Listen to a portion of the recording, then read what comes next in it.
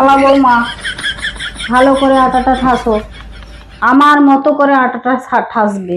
ঠিক আছে, ঠিক আছে।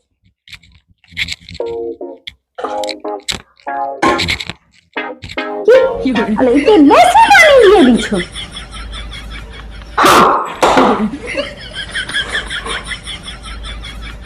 আর কি রুটি হবে? এটা চিলা হবে। রুটির পর্যায়ে কি আছে? আর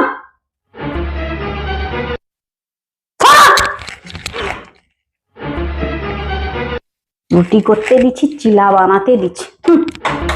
কড়াই দেখাও।